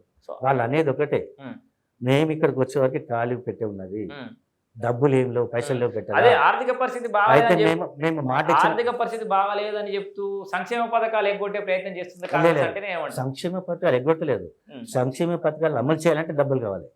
ఈ డబ్బులు సృష్టించాలి, అప్పు చేయకుండా సృష్టించాలి. అప్పు తీస్తే మళ్ళీ ప్రజల మీద భారం పడుతుంది. ఇప్పుడు నేను అప్పు తేవడం ఎంత అండి? కేసీఆర్ 7 కోట్లు ఇస్తే మేము 10 కోట్లు ఇస్తాం. అది మళ్ళీ ఎవరు కట్టాలి? ప్రజలే కదా. వాళ్ళ మీద భారం పడద్దు. మనం సంపద ఇక్కడే సృష్టించాలి. అంటే ఇప్పుడు మనం గమనిస్తున్నాం, ఇప్పటికీ ఒక 2 సార్లు వీళ్ళు మన రేవంత్ గారి బృందము విదేశాలకు టూర్ చేసింది. అంటే ఇక్కడ కంపెనీలు పెడితే ఉద్యోగాలు వస్తే సంపద పెరుగుతుంది అనే ఉద్దేశం కదా. అక్కడికి పోయి అప్పులు అడగచ్చు కదా. అట్లా కాకుండా ఇక్కడనే సంపద సృష్టించి మేము ఇచ్చిన 6 గ్యారెంటీలు, కాంగ్రెస్ పార్టీ ఇచ్చిన ఉమ్, 6 గ్యారెంటీలు అమలు చేస్తే ఖచ్చితంగా అమలు చేస్తుంది. ఉమ్, అమలు చేస్తుంది. అమలు చేసి కూడా ప్రజల్లో పోతుంది. ఉమ్, అంతవరకు అంటే ప్రజల్లో పోరు. ఉమ్, అంటే మీరు అన్న ఇప్పుడు గ్రామ పంచాయతీ ఎలక్షన్ కానీ, ఎంపీటీ ఎలక్షన్ కానీ, లోకల్ బాడీ ఎలక్షన్స్ అన్నీ కూడా ప్రజలకు ఇచ్చిన మాటలన్నీ కూడా, ఉమ్, ప్రజలకు ఇచ్చిన వాగ్దానాలన్నీ కూడా ఉమ్. ఖచ్చితంగా నెరవేరుస్తుంది. సో ఇప్పుడు రియల్ ఎస్టేట్ పడిపోయింది, లేకపోతే రైతు భరోసా ఇస్తలేరు, మొత్తం అన్ని రంగాలు కుదేలైపోయినాయి, రాష్ట్రం అంతా ఆగమాగం అయిపోయింది. ఇప్పుడు కేసీఆర్ కూడా నాకు తెలిసి మాట్లాడు స్టార్ట్ చేస్తాడు 5 అయితే. అయితే ఇంకొకటి, ఉమ్, ఈ రియల్ ఎస్టేట్ అనేది మన ఒక తెలంగాణ మొత్తం భారతదేశానికి పడిపోయింది. ఉమ్, దానికి కారణం ఏంటంటే ఉమ్, ప్రజలలో ఆర్థిక ఇబ్బందుల కారణమే కావచ్చు, ఉమ్, ఇంకేవి ఇతర కారణాలు కావచ్చు. ఉమ్, ఎందుకంటే నేను ఆర్థికంగా అంత నిపుణులు కాకపోయినా కూడా అందరు అనే మాట ఏంటంటే ఉమ్, కొన్ని కారణాలు ప్రజలలో వచ్చిన కొన్ని కారణాలు కావచ్చు. ఉమ్, ఈ అంటే కేసీఆర్ చేసిన విధానాల వల్ల కూడా కావచ్చు. ఉమ్, ఇప్పుడు మన రేవంత్ రెడ్డి మన అసెంబ్లీలో ఒక మాట చెప్పిండు, ఉమ్, 1,52,000 కోట్ల అప్పు తెచ్చిండు మేము. ఉమ్, మీరు వినడచ్చు. ఉమ్. 1,50,000 కోట్ల అప్పు తెస్తే అవును. 1,52,000 పైన కట్టినామన్నారు. ఓకే.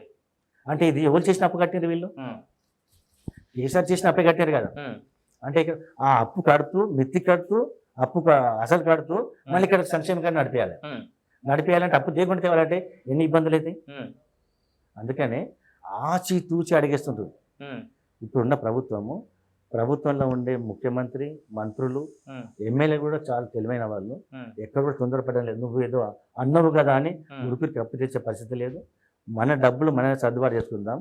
ప్రజలకు ఇచ్చిన మాటలను ఖచ్చితంగా అమలుపరిచి తీరుతామని, ఖచ్చితంగా అమలుపరిచి తీరుస్తారు. ఉమ్. మళ్ళీ ఎలక్షన్లో కూడా జరగబోయే 2-3 అంటే ఇంకా 3-4 ఎలక్షన్ల వరకు కాంగ్రెస్ ప్రభుత్వానికి చెక్కు చెదిరే అలవాటే లేదు. మళ్ళీ కాంగ్రెస్ మళ్ళీ అధికారంలోకి వస్తుందా? ఖచ్చితంగా ఇంకా 4-5 ఎలక్షన్లు కూడా వస్తుంది. ఎప్పుడు ఎన్నికలు వచ్చినా మాదే అధికారం, ఇక మేమే గెలుస్తామని వైపు కేటీఆర్ అంటుండు. అసలు ఇక అయిపోయింది కాంగ్రెస్ పని, మేమేం కూలగొట్టడం అవసరం లేదు, రియల్ ఎస్టేట్ వాళ్ళు వీళ్ళే పైసలు చందాలు వేసుకొని కూలగొట్టమంటారు. అండ్ కాంగ్రెస్ పార్టీని మేము కూలగొట్టడం అవసరం లేదు, వాళ్ళంతా వాళ్ళే కూలిపోతారని. అయితే రాజకీయం ఇప్పటికిప్పుడు ఎన్నికలు వస్తే బీఆర్ఎస్ గెలుస్తుంది అంటుండు. రాజకీయాలు ఇవన్నీ మాటలు సహజం. ఉమ్, మేము గెలవమని వాళ్ళు చెప్తారా? ఉమ్, ఇప్పుడు కమ్యూనిస్ట్ పార్టీలు ఉన్నారు. ఉమ్, అంటే పాపం వాళ్ళు దేశం కోసం ఎంతో కష్టపడ్డారు, రాష్ట్రం కోసం పోరాడిన చాలా మంది చచ్చినారు, చాలా రకాల వాళ్ళు జరిగినాయి.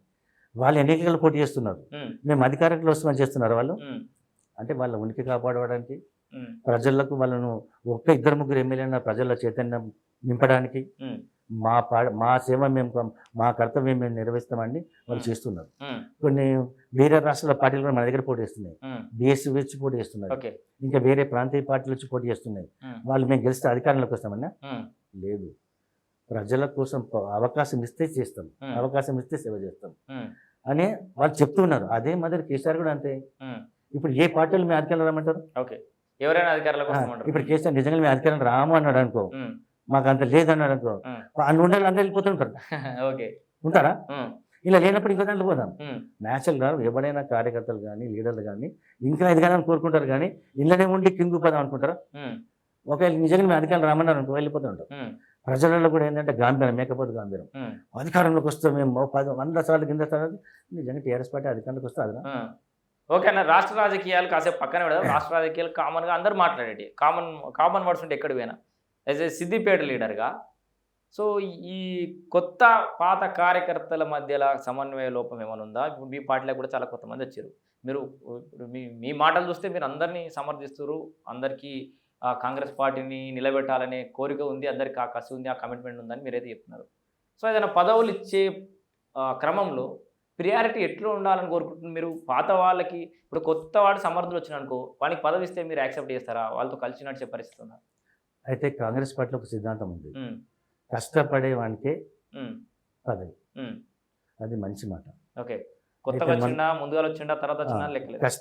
కష్టపడే వానికి పదవులు ఇస్తుంది అని ఉమ్, మా నాయకులు అంటున్నారు. ఉమ్, మొన్నటికి రాష్ట్ర వ్యవహారాల ఇన్ఛార్జ్ ఉమ్, మీనాక్షి మీనాక్షి నటరాజన్ కూడా ఆమె ఒక రూల్ పెట్టింది. ఉమ్, పార్టీలో ముందర సందు ఉన్న వాళ్ళు, ఉమ్, 34 ఏళ్ళ సందు ఉన్న వాళ్ళు, ఉమ్, ఎలక్షన్ల ముందు వచ్చిన వాళ్ళు, ఉమ్, ఎలక్షన్ తర్వాత వచ్చిన వాళ్ళు, ఉమ్, మన కేటగిరీ పెట్టింది. ఉమ్, చాలా బెస్ట్ కేటగిరీ. ఉమ్, అయితే అధిష్టానంలో కొన్ని పొరపాట్లు జరుగుతున్నాయి. ఓకే.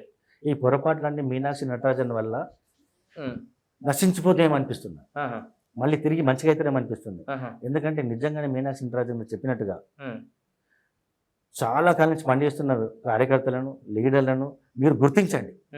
మీరు ఒక పెద్ద రిపోర్ట్ తీసుకోండి. సిద్దిపేటలో ఒక సుడా చైర్మన్ ఎవరికి ఇస్తే బాగుంటుంది, ఎన్నాల్సిన రోజులు పనిచేస్తున్నారు, నిజాయితీగా పని చేస్తున్నారు, ఒక లీస్ట్ తెప్పించుకోండి. మీరు అధికారం ఉన్నప్పుడు ఎంతసేపు మీరు సిద్దిపేట సో నేను ఒకటి అన్న, మీ పార్టీలో జరుగుతున్నటువంటి ఒక చర్చ ఏంటి అంటే కొత్త పాత వాళ్ళకి మధ్య జరిగింది. పాత వాళ్ళు ఏమో మేము ఫస్ట్ నుంచి జెండా పట్టుకొని ఉన్నాం, ఇట్లాంటి పరిస్థితులు కానీ కాంగ్రెస్ జెండా విడిచిపెట్టలేదు అని మాకే పదవులు రావాలని పాత వాళ్ళు. కొత్త వాళ్ళు ఏమో వాళ్ళు ఒక డైలాగ్ తగిలించుకున్నారు. రేవంత్ రెడ్డి ఎప్పుడు వచ్చిండు పార్టీలకి, ఆయన కూడా మెల్లెన వచ్చిండు కదా, సీనియారిటీకి కాదురా పదవులు ఇచ్చేది, స్కిల్స్కి ఇస్తారు, జరంత టాలెంట్ ఉంటే ఇస్తారు అంటే. ఇప్పుడు సమర్థవంతులు వచ్చింది అనుకుందాం అన్న, మీ ఏళ్ళ నుంచి జెండా పట్టుకున్న కార్యకర్త ఉండొచ్చు కాక, సో అంత స్కిల్స్ లేకపోతే డబ్బులు మేనేజ్మెంట్ అడ్మినిస్ట్రేషన్ తెలియకను తెలిసే అవకాశం అందరికి కూడా అందరికి రాదు. అడ్మినిస్ట్రేషన్ అనేది బాగా అడ్మినిస్ట్రేషన్ తెలిసి డబ్బులు ఉండి లేకపోతే అన్ని రకాలుగా ఇన్ఫ్లుయెన్స్ చేయగలిగినటువంటి ఒక నాయకుడు మీ పార్టీలకు వచ్చింది అనుకుందాం, ఆయనకు పదవి ఇస్తే తప్ప? మరి మీరు మీనాక్షి నటరాజన్ పెట్టిన డేట్ ప్రకారం కానీ ఇంకే లెక్క చూస్తున్నా కూడా ఇంకొకటి మీరు చెప్పేది కరెక్టే కావచ్చు, నేను కూడా అని చెప్పిన ఇంతకుముందు అధికారం అంటే మన స్కిల్ మన నైపుణ్యతను బట్టి ఇవ్వచ్చు కదంటే నేను. కాకపోతే చాలా ఏళ్ళ సంది అంటే అన్ని అర్హతలు కలిగి ఉండి ఇద్దరికి సమాన న్యాయం చేసే అయితే ఒక 10 పోస్టులు ఉన్నాయనుకో, సీనియర్కి ఇస్తూ 3-4 పోస్టులు జూనియర్ కూడా ఇవ్వచ్చు. ఒక జూనియర్కి ఇస్తే ఏవైతే అంటే వానికి ఎక్స్పీరియన్స్ వస్తుంది, 4 ఏళ్ళలో ఒక పార్టీ పొజిషన్ తీసుకొని కష్టపడుతుంటే వానికి కూడా అనుభవం వస్తుంది, వాడు కూడా సీనియర్ అవుతారు కొద్ది రోజులలో. నేను ఏంటంటే అందరికీ కలిపి ఇవ్వాలి. ఓకే, సీనియర్ జూనియర్ లేకుంటే సీనియర్స్కి ఇంపార్టెంట్ పదవులు ఇస్తూ జూనియర్కు జూనియర్గా ఉండేటువంటి పదవులు గట్ట పెడితే కొద్ది రోజులు మాత్రం. కొత్త పార్టీలకు వచ్చినా కూడా పార్టీకి ఎసెట్ అవుతుంది అన్నప్పుడు ఖచ్చితంగా చేయడంలో తప్పలేదు. సో రేవంత్ రెడ్డి దానికి ఎగ్జాంపుల్. రేవంత్ రెడ్డి కాదు, ఇంకా చాలా మంది ఉన్నారండి, చాలా మంది ఉన్నారు. అట్లా చూసుకుంటే పోతే అప్పుడే వేరే పార్టీలకు వచ్చిన వాళ్ళకి ఇవ్వలేదా? మన ఒక కాంగ్రెస్ పార్టీ అన్ని పార్టీలు ఇచ్చింది. కేసీఆర్ గుంజుకుని ఎంతమందికి ఇవ్వలేదు, కాంగ్రెస్ పార్టీ గుంజుకుని ఎంతమందికి ఇవ్వలేదు, వేరే పార్టీలు గుంజుకుని ఎందుకు ఇవ్వలేదు, ఎంత ఇచ్చారు. అదేంటంటే ఇప్పుడు మీ సిద్దిపేట కాంగ్రెస్ లో అందరికి కాదు, కొద్ది మందికి మాత్రం వస్తాయి. సిద్దిపేట కాంగ్రెస్ అట్లాంటి పరిస్థితి ఉందా అని అడుగుతున్నా. ఉంటే ఆహ్వానిస్తారా? సమర్థవంతుడు అయితే ఇవ్వాలి, ఖచ్చితంగా సమర్థవంతులు అయితే ఇచ్చినా కూడా ఆహ్వానిస్తారు, కలిసి నడుస్తారు, నడిచి తీరాలి. ఓకే అంటే ఇక్కడ సరే కలిసి నడుచుడు తర్వాత పదవులు వచ్చుడు తర్వాత రావడం విషయంలో 10 మందిలో పాము రావట్లేదు సిద్దిపేట కాంగ్రెస్ లో. ఈ పదవులకు ఈ కేటాయించే విషయంలో మంత్రుల మధ్య సీనియర్ నాయకుల మధ్యనే పంచాయతీ నడుస్తుంది, మీ దాకా అందుకే పదవులు వస్తలేవు అంటే ఏమంటారు? ఓవైపు మైనంపల్లి హనుమంతరావు గారు, మరోవైపు జగ్గారెడ్డి గారు, దామోదర్ రాజనరసింహ గారు, జిల్లా మంత్రిగా పొన్నం ప్రభాకర్ గారు, జిల్లా ఇన్ఛార్జ్ మంత్రిగా కొండా సురేఖ గారు, ఇంతమంది వాళ్ళ వర్గాలకే పదవులు కావాలని కొట్లాడుతున్నారు అనేది ఒక టాక్ నడుస్తుంది. మీరు ఏ వర్గం? నేను ఏ వర్గం కాదు, ప్రజల వర్గం. నేను కోరుకునేది ఏంటంటే ఎవరు ఎన్ని వర్గాలు ఉన్నా కూడా ఇప్పుడు నా వర్గం వ్యక్తిని నేను కోరుకుంటాను, వాడు సమర్థుడై ఉండాలి. వాడు సమర్థుడు కానప్పుడు నేను రికమెండ్ చేస్తే నేను లూజ్ అవుతాయి ఇక్కడ. ఓకే ఓకే, అక్కడ ప్రజలలో పార్టీ పోదు. నేను వాడిని ఎంత లేపుతాను, నేను ఉన్నా లేకుండా నడిపించే శక్తి వాడికి ఉండాలి. ఓకే, అలాంటి వ్యక్తులకు మనం ఇస్తే పర్లేదు. కానీ నా వ్యక్తిగత ఇవ్వండి అంటే వాడు సమర్థుడు కాకుండా అరుడు కాకుండా కూడా ఇస్తే దానికి వచ్చే ఫలితం ఏంటి? సో ఇప్పుడు నేను చెప్పిన పేర్లలో వీళ్ళ దగ్గర ఏం పంచాయతీ లేదా? వాళ్ళు ఏడానికి అంటే మామూలుగా సహజంగా ఎట్లుంటుంది అంటే రాజకీయాల్లో నా మనిషి ఉండాలని కోరుకోవడం తప్పేం లేదు, అది ఉంటుంది కూడా. కానీ కాకపోతే దానికంటే ముందుగా పెద్ద మనిషి ఉండాలంటే పార్టీ మనుగడ కోసం చేసేవాడు కూడా అనే ఆలోచన ఉండాలి. పార్టీని నడిపించే శక్తి వరకు ఉన్నది. సరైన సమయంలో నిర్ణయాలు తీసుకోగలగాలి. అంటే సరైన వ్యక్తిని కూడా ఎంపిక చేయాలి. చిన్న ఉదాహరణ, ఒకసారి సిద్దిపేటలో చాలా రోజుల కింద మున్సిపాలిటీ అధికారులకు వచ్చే పరిస్థితి ఉంది. ఓకే, మా దగ్గర ఉండే లీడర్ల వల్ల అది పోయి ఇమ్మీడియట్గా ఎదురు పార్టీ వాళ్ళు ఒక 3-4 ఉంచుకుని వాళ్ళకి టికెట్లు ఇచ్చారు.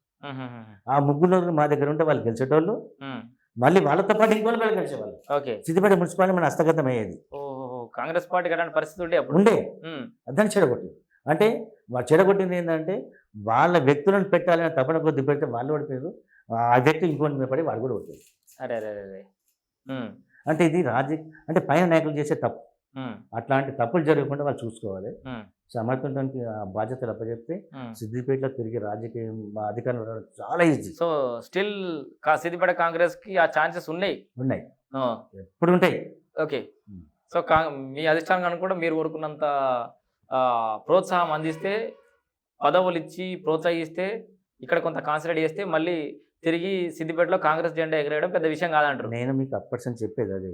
ఉమ్, మా కార్యకర్తను తప్పు పడతలేను, ఉమ్, కాంగ్రెస్ పార్టీ ఇక్కడ బలం గలే అని చెప్పలేను. ఉమ్, ఇక్కడ జరిగే పోరాటం అంతా మా అధిష్టానం చేతుల్లో ఉమ్, జరుగుతున్నది, ఉమ్, హైదరాబాద్ అధిష్టానంలో జరుగుతున్నది. ఉమ్, వాళ్ళు సరిగా దృష్టి పెట్టకపోవడం ఇప్పుడు కాదు, ఉమ్, మదన్ మోహన్ సార్ లేనప్పటి సంది కూడా ఇప్పటి వరకు 40 ఏళ్ళ సంది సరిగా దృష్టి పెట్టడం లేదు, ఇక్కడ పని చేయడం లేదు అధిష్టానం. ఓకే.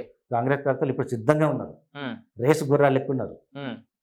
సో కాంగ్రెస్ పార్టీ అధిష్టానం కానీ కాంగ్రెస్ పార్టీ సీనియర్ నాయకులకు కానీ మంత్రులు కానీ హూఎవర్, సో ఇది సిద్దిపేట కాంగ్రెస్లో ఉన్నటువంటి వాస్తవ పరిస్థితులు. నిజంగా మాకు పనిచేయడానికి వీఆర్ రెడీ, మాకు బాధ్యతలు అప్పచెప్పండి అని చెప్పేసి కూడా సీనియర్ కాంగ్రెస్ పార్టీ నాయకులు చొప్పదండి చంద్రశేఖర్ గారు అంటున్నారు. మరి పార్టీ ఏ విషయంలో డీల్ అవుతుందో తెలియదు, కానీ మొత్తానికైతే కాస్తంత ఇక్కడ పదవులు ఇచ్చే విషయంలో కానీ వీళ్ళకి బాధ్యతలు అప్పచెప్పే విషయంలో కానీ ఇంకా ఒక రాంగ్ పర్సెప్షన్లో ఉంది. సిద్దిపేటలో ఉన్న నాయకులంతా బీఆర్ఎస్ తోటి అంటగాగే ఉంటారేమో, ఎందుకు పార్టీలు ఇన్ని రోజులకు లేవలేదు, ఇట్లా రకరకాల అజంప్షన్లో ఉన్నారు. అదంతా తప్పు, మమ్మల్ని మేము ప్రూవ్ చేసుకుంటాం, మాకు అవకాశం ఇవ్వండి అని కూడా చెప్తున్నారు. అంటే డేట్ డిక్లేర్ అయిన తర్వాత వచ్చారు. సో అన్న ప్రస్థానంతో పాటే కేసీఆర్ ప్రస్థానం కూడా ఉంది. ఇక అంటే సో చెప్పుకుంటూ పోతా ఉంటే అక్కడ కేసీఆర్ టాపిక్ వచ్చింది అంటే చూడండి. మీరు నా రాజకీయ ప్రస్థానం ఎక్కడ మొదలైందని చెప్తున్నారు కదా, ఉమ్, అయితే కేసీఆర్ తర్వాత వచ్చాడు. ఓకే. సరే, అప్పటి నుంచి అంటే ఇంచుమించు 77 నుంచే రాజకీయ ప్రస్థానం మొదలవుతుంది. సో కేసీఆర్ వచ్చిండు. సో అన్న అంటే రాజకీయాలకు రావడం అంటే సరే already political well known family ఉంది, పొలిటికల్ ఎంట్రీ ఉంది, ఎంట్రీ వరకు ఈజీ ఉంటుంది. కానీ దాన్ని కంటిన్యూ చేయడము, దాంట్లో నిలదొక్కుకోవడం అనేది అంత ఈజీ ఆషామాషి విషయం కదండి. అంటే మీకంటూ ఓన్ ఐడెంటిటీ తెచ్చుకోవడం. అవును, 83లో ఎన్టీ రామారావు పార్టీ అధికారంలోకి వచ్చింది. మేము కార్యకర్తలు ఉన్నాం. కేసీఆర్ కూడా అప్పుడు పోటీ చేసిండు, ఓడిపోయాడు. ఓకే. ఆ తర్వాత ఏ ఇయర్ అన్నది 83లో 1983లో టీడీపీ నుంచి కేసీఆర్ సిద్దిపేట ఎమ్మెల్యేగా పోటీ చేశాడు. 777 ఓట్లతో ఓడిపోయాడు. 777 ఓట్లతో అప్పుడు ఓడిపోయాడు. ఓడిపోయాక తర్వాత పార్టీ వస్తూనే రకరకాల రైతు సంఘం అని, విద్యార్థి విభాగం అని, మహిళా విభాగం అని, యువజన విభాగం అని, ఇలాంటి విభాగాలు ఉంటాయి కదా నేచురల్గా. అప్పుడు సిద్దిపేట మొత్తం మా పాత మెదక్ జిల్లానే. పాత మెదక్ జిల్లాకు నేను తెలుగు విద్యార్థి కన్వీనర్. ఉమ్మడి మెదక్ అప్పుడే ఉమ్మడి మెదక్ ఫస్ట్ తెలుగు విద్యార్థి కన్వీనర్ నేనే. ఒక 5-6 సంవత్సరాల తర్వాత నేను విద్యార్థి దశ నా ఎల్ఎల్బి అయిపోయింది. తర్వాత ప్రాక్టీస్లో ఉన్నాను. ఇక నేను ఉంటే బాగుంటుందని మోహన్ లాల్ అనే అబ్బాయి నాకు జూనియర్, ఆ పిల్లగాన్ని నేను రికమెండ్ చేసి ఆ పిల్లని మళ్ళీ ఇచ్చారు అతను. ఓకే. ఆ తర్వాత కేసీఆర్ అప్పుడు ఓడిపోయింది కదన్న 1973 అంటారు కదా. ఓడిపోయిన తర్వాత మళ్ళీ ఎప్పుడు గెలిచిండన్న కేసీఆర్? అయితే 84లో నాదెండ్ల భాస్కరరావు గారు, అప్పుడు ఏంటంటే బాగా నాదెండ్ల భాస్కరరావు ఎన్టీ రామారావు ఇద్దరే పెద్ద లీడర్ అన్నట్టు. ఎన్టీ రామారావు తర్వాత నాదెండ్ల భాస్కరరావు. అప్పుడు కో పైలట్స్, ఒక ప్లేన్ నడపాలంటే 2 పైలట్ కావాలి. కో పైలట్ నాదెండ్ల భాస్కరరావు ఉండే.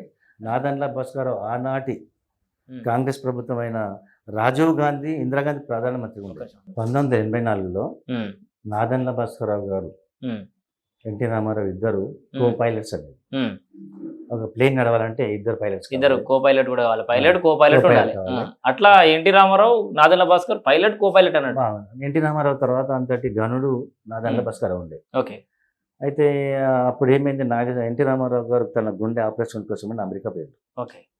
పోయి వచ్చే లోపలనే నాదెండ్ల భాస్కర్ అప్పుడున్న కాంగ్రెస్ పార్టీ తన కుమ్మక్కై ఎన్టీ రామారావు వచ్చిన తెల్లారే టీడీపీ అంటే తెలుగుదేశం ప్రభుత్వాన్ని పడగొట్టి అతను ముఖ్యమంత్రి అయ్యాడు.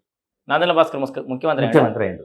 ఆ కో పైలట్ గా ఉంటూ ఆయన అమెరికా పోగానే, అమెరికా పోయి రాగానే ఆగస్టు 15 నాడు తెల్లవారి 10 నేను గవర్నమెంట్ ప్రకటించుకున్నాడు. అప్పుడు ఎన్టీ రామారావు ఏం చేసినంటే ఇమ్మీడియట్గా తన దగ్గర ఉండే ఎమ్మెల్యే అందరినీ ఒక దగ్గర జమ చేసి, అప్పుడున్న అదేంటి హైదరాబాద్లో తన స్టూడియోలో పెట్టి అందరిని కాపాడుకొని దాన్ని మెజార్టీ చూపించుకున్నాడు. చూపించుకుంటే మళ్ళీ అది ఎన్టీ రామారావు నెల రోజుల్లో అధికారంలోకి వచ్చిండు. అంటే నెల రోజులలో మళ్ళీ ఎన్టీ రామారావు అధికారంలో వచ్చిండు. రామ్లాల్ అని గవర్నర్ ఉండే. ఆ రామ్లాల్ గవర్నర్ కూడా కాంగ్రెస్ కుమ్మక్కే. ఇక గత్యంతరం లేక ఎన్టీ రామారావు అప్పుడు ఎంత ఉద్యమం అంటే నెల రోజులు ఉమ్మడి ఆంధ్రప్రదేశ్లో ప్రతి చిన్న పల్లెటూరులో ఒక బుట్టి దుకాణం అన్నా క్లోజ్, బంద్ అంటే బంద్, కర్ఫ్యూ వాతావరణం, ఎమర్జెన్సీ వాతావరణం ఇంత అట్లా ఉండే. ఇక గత్యంతరం లేక ఎన్టీ రామారావు తిరిగి ముఖ్యమంత్రి చేసిన కొద్ది రోజులన్నీ అసెంబ్లీ రద్దు చేసిండు ఎన్టీ రామారావు. చేసి తిరిగి ప్రజల సో ఇది ఏదో ప్రజల ఆందోళనతో నాకు అధికారం వచ్చింది కాదు, ఇక నేను మళ్ళీ ప్రూవ్ చేసుకుంటా అని మళ్ళీ అసెంబ్లీ డిజాల్వ్ చేసేసి ఎన్టీ రామారావు డిజాల్వ్ చేసేసి మళ్ళీ ఎలక్షన్ మళ్ళీ ఎలక్షన్ పోయాడు. అప్పుడు అఖండమైన మెజారిటీతో గెలిచిండు ఎన్టీ రామారావు. ఆ గెలుపుల్ని మళ్ళీ కేసీఆర్ గెలిచాడు. ఓకే ఓకే ఓకే ఆ ఊపులోనే గెలిచేసాడు. ఇక సార్ ఎప్పుడైనా ఏదో ఒక ఊపులో గెలిస్తూనే ఉంటాడు. ఇక అంటే ఓడిపోయిన ఎన్నేళ్ళ మళ్ళీ ఎలక్షన్స్ ఒక ఏడాదిన్నర అంతే, ఏడాదిన్నరలో మళ్ళీ అవకాశం వచ్చింది కేసీఆర్ కి. అంతే ఏడాదిన్నర. అది ఎన్టీ గెలుపు కారణం, కేసీఆర్ గెలుపు కారణం అది. తర్వాత ఇక న్యాచురల్గా ఎన్టీ రామారావు నడుస్తున్న వచ్చి గెలుచుకుంటూ వచ్చింది. ఆ తర్వాత మళ్ళీ కాంగ్రెస్ పార్టీకి ఎప్పుడు పోయినా కేసీఆర్? కేసీఆర్ కాంగ్రెస్ పార్టీ ముందే కాంగ్రెస్ పార్టీ కాంగ్రెస్ పార్టీ నుంచి మళ్ళీ టీడీపీలోకి బిహెచ్ హనుమంతరావు గారు ఉన్నారు కదా, Hanumantharao state president youth Congress. ఈ కేసీఆర్ ఒక 30-40 మంది వైస్ ప్రెసిడెంట్, ఈయన ఒకడు. ఓకే, 30-40 మంది వైస్ ప్రెసిడెంట్ ఈయన కూడా కాంగ్రెస్ లా ఉండే. అట్లా ఆయన కాంగ్రెస్ ప్రస్థానం జరుగుతున్నది. అప్పుడు ఏమైంది, అప్పుడు అంటే మేము కూడా విన్నాము కానీ చూసేది లేదు. అప్పుడు డైరెక్ట్ పార్టీస్కి వెళ్ళండి నేను అంతే. ఏంటంటే మదన్ మోహన్ శిష్యుడిగా ఉంటుండే కేసీఆర్. ఓకే, అయితే మదన్ మోహన్కి ఎసరు పెట్టే పరిస్థితి వచ్చింది. ఆయనే ఇతను సస్పెండ్ చేయాలనుకోండి మదన్ మోహన్ సార్. మదన్ మోహన్ కాంగ్రెస్ లెక్క ఈయన హుషారు లెక్కలు ఉన్నాయని కేసీఆర్ సస్పెండ్ చేద్దామని సిద్ధమవుతాడు. కేసీఆర్ సస్పెండ్ చేద్దామని ఉద్దేశంలో ఉన్నప్పుడే అప్పుడే ఎన్టీ రామారావు పార్టీ పెట్టడం. నాదన్ అంటే కేసీఆర్ చెప్పిన నాతోనే చెప్పిన విషయం, నాదెండ్ల భాస్కర్ వస్తే సెక్రటరీలో కలవడం, ఏంటబ్బాయి అందులో ఏముంది వచ్చి నీ టికెట్ ఇప్పిస్తా అని నాదెండ్ల భాస్కర్ అనడం. ఇమీడియట్గా ఆయన కాంగ్రెస్ పార్టీ రిజైన్ చేసుకోవడం. ఆయన ఒక మాట అనగానే ఈయన రాజీనామా చేసిపోయి కూర్చున్నాడు ఆయన దగ్గర, నన్ను జాయిన్ చేసుకొని. ఒకవేళ నాదెండ్ల భాస్కర్ అంటాడు లేకుంటే ఈయన టికెట్ రాదు. అది మాత్రం అసలు ఈయన ఆ రోజు నాదెండ్ల భాస్కర్ నేను టీడీపీలోకి తీసుకోకపోతే ఈయన ప్రస్థానం ఇంకో రకంగా ఉండేదేమో. అదే రకంగా కేసీఆర్ కానీ పాలిటిక్స్ లో మాత్రం ఇంత గొప్ప వడైక ఉండేది కాదు. సో ఎట్లుండేదని అంటే ఆయన ఫస్ట్ మీరు టీడీపీలోకి వచ్చిన తర్వాత ఆయనకు మీకు స్నేహమా? అంతకుముందు లేదు, అంతకంటే ముందు లేదు. సో ఎట్లా ఏమని పలకరించేటోళ్ళు అంటే కేసీఆర్ మీరు ఏమని పిలిచేటోళ్ళు, ఆయన మిమ్మల్ని ఏమని? అంటే స్టార్టింగ్ లో నాకంటే పెద్ద వయసు ఏం కాదు. ఓకే, నేను ప్రస్తుతం ఇప్పుడు 69 వచ్చినాయి నాకు, ఆయనకు 70-71 ఉండొచ్చు. ఓకే, ఒక 2-3 ఏళ్ళ డిఫరెన్స్ ఇద్దరికి అంతే నాకు.